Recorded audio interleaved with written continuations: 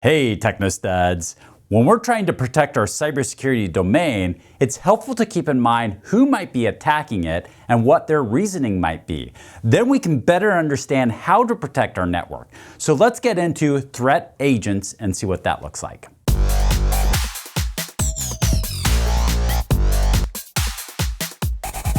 In this video, we're going to start out by defining what a threat agent is. Then we're going to get into some attributes that different threat agents may have. Then we'll talk about motivations of why a threat agent does what they do. We'll talk about different sponsors, those who might be sponsoring a threat agent. We'll talk about different types, and we'll talk about hacker types as well. Now, one thing to note that different resources have different information out there, and that comes into play when it's talking about definition or groupings or the way they portray information. And it's no different with this threat agent versus threat actor. There are some resources out there that define as two different things and explain the difference, although it's very slight. There are some resources out there that say it's the same thing, and there's some resources out there that don't even address it. For our purposes, it doesn't really matter. They're close enough to the same thing that we're just going to define both of them as the individual or entity that has the intent to do harm. So there you go. A threat agent or actor is an individual or entity that has the intent to do harm.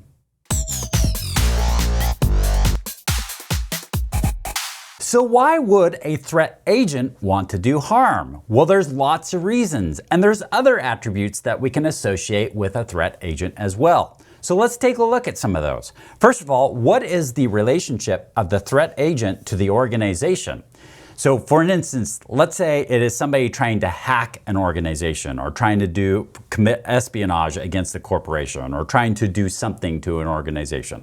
What are they? Are they somebody who is internal or external? So are they an employee or some other association that's actually within the company? Or is it external? Do they have no association with the company, they just happen to choose this organization and is going after it? There's also a level of resource funding. Each one of these hackers or threat agents will have a certain amount of resources available to them to be able to leverage to get into this organization, to be able to start hacking the organization or try to commit some other fraud against this organization. So what level? Is it something that's really small and they really don't have a lot of resource or funding to really do it? They're just doing it for fun, or they're just doing it with a minimal budget, or what? Or do they have a lot that's behind them, quite a bit of resource and funding that's behind them? There's also a level of sophistication. So for these threat agents, some of them don't really know all that much, and they're just kind of dabbling. They're just trying to see what the low-hanging fruit is, where others will have a lot more sophistication, where they're actually in there doing some really complex work and really have a deep understanding around cybersecurity and different vulnerabilities. Then you have the intention or motivation. We're going to get pretty deep into intention and motivation of what is their reasoning behind trying to leverage this company or trying to go after another person or try to go whatever they're trying to do. What is their reasoning, their intention, their motivation behind that?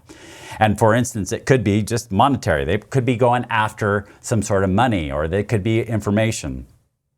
And then finally, sponsorships. Is there anybody that's standing behind them? It's not just the hacker, it's not just the threat agent, it's not just the single entity, but is there more people that are actually sponsoring this, like a government agency sponsoring? So we'll talk more about each one of these areas a little more in depth.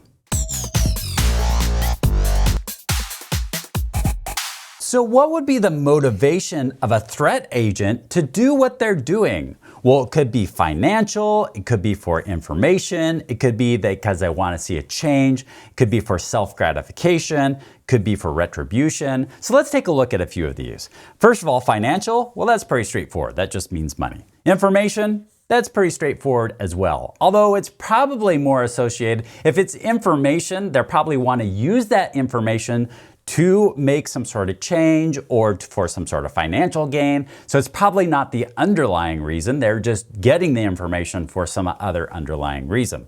A couple things to keep in mind with this is data exfiltration. Data exfiltration is the idea of stealing data. Also, you could lump espionage, could count. I mean, this is one of the things that espionage is for, is to steal information. That's like spies, and it could be a government spy or a government espionage, or it could be a corporate espionage going into a competitor and trying to find out information about a competitor.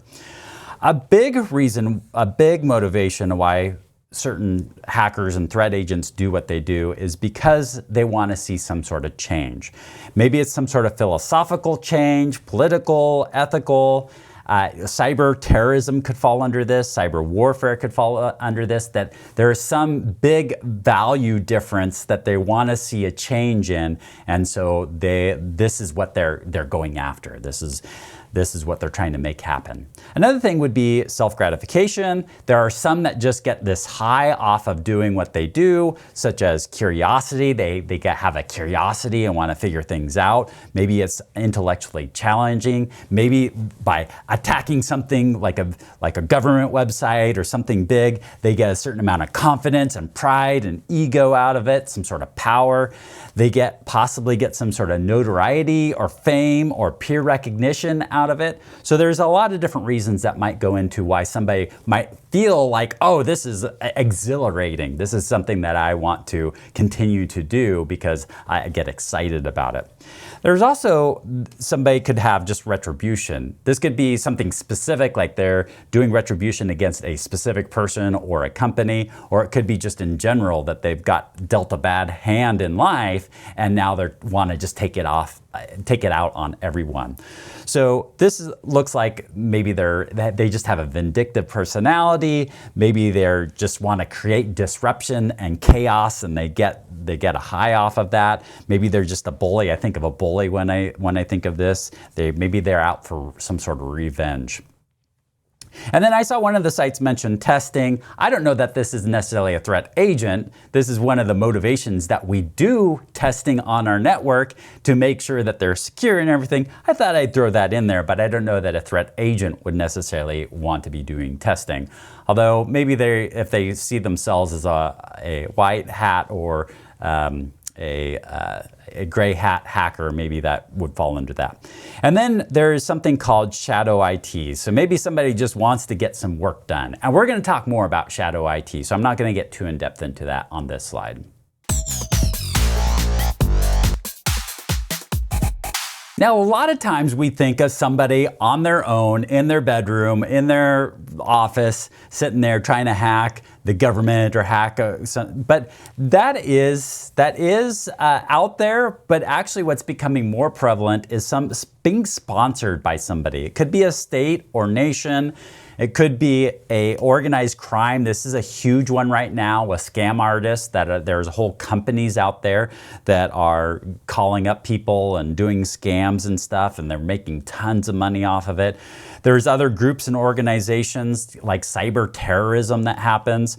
So there's that out there. And then there's also corporations will actually commit corporate espionage or attack another corporation to try to leverage information or try to leverage it against something, get a competitive advantage. There's lots of reasons for them to do it. Now, there are some terms around threat agents that didn't quite fit into my other slides. So let's go over those now. First of all is a hacker. A hacker is a type of threat agent, but the definition is a little different. So these are two different things. They're not the same thing. A threat agent is just a threat to the company or organization, versus a hacker is specifically around somebody who is using a computer to gain unauthorized access. So that's a hacker. It's a little more specific than just a regular threat agent. Another thing that didn't quite fit is this blackmail. So we use things, or people will use things like information to blackmail somebody. And that means that they have some sort of threat to them and say, well, I'm going to release this information, or I'm going to do this thing if you don't do, and then fill in the blank. So they're trying to leverage it to gain something out of it. Then we have this insider threat. So the idea behind an insider threat is somebody who has some sort of authorized access into the company or organization, and they're leveraging it for whatever it is that they want to leverage it for. So think of maybe they're spying for another corporation or another government agency. Maybe it's some sort of, maybe they're disgruntled and they just want to take out the revenge, and so they're doing revenge. Or perhaps it's shadow IT, and I said I'd get to shadow IT and talk about that here in a second. So let's talk about shadow IT.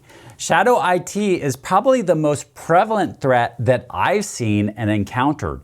The organizations that I worked with, it's probably the thing that's come up the most and the thing I've seen the most. So what is shadow IT? Shadow IT is the idea that the people of a company or organization, the insiders, are doing their own thing without IT knowing about it. And so this is real prevalent, and there's a reason why it's real prevalent. It's because a lot of times when you go through a process, it slows things down.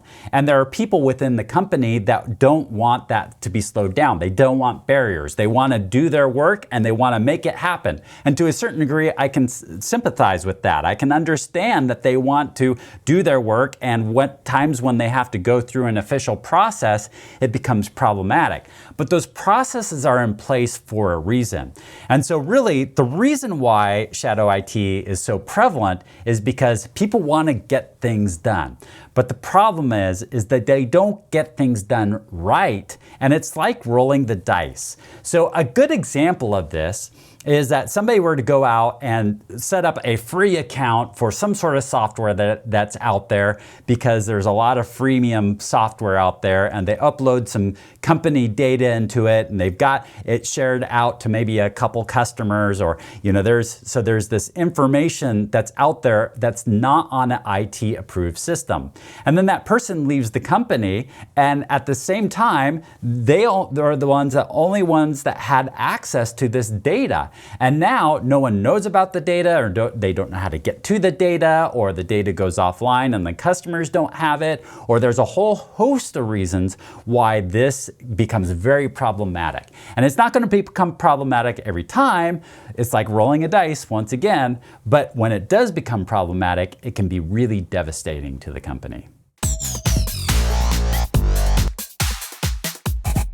There are other resources out there that specify other colored hats out there, depending on what the motivation and goals of the hacker is. I'm not going to get into all of that. This really drives home the point of what we're trying to get at, but just know that there are some sites out there that will go a little more granular into defining this.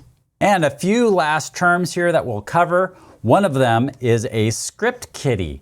The idea behind a script kiddie is somebody who's just running scripts out there to find leverages and to break into things. And the idea behind this is usually they're very unskilled and they are just trying to hack into things, and they're not very knowledgeable, but they do know how to find some scripts and run some scripts against the environment to try to leverage things and break into it. Another one is a vulnerability broker. That's somebody who's trying to find vulnerabilities and then sell those vulnerabilities, either back to the company, or they're trying to leverage something to get money out of the situation by finding these vulnerabilities. And then finally, we've got a hacktivist, and a hacktivist is those who want to promote some sort of change, and they're hacking to promote that type of change. We started out this video by defining what a threat agent is, and that is somebody or an organization that has intent to do harm to our organization or company. And then we talked about some of the attributes that a threat agent may have. And then we got more in depth into what are their motivations and listed out several motivations around that. We talked about if they have sponsors or not. We talked about some different types of threat agents. And then we wrapped things up by talking about a specific type, the hacker, and the types of hackers there are.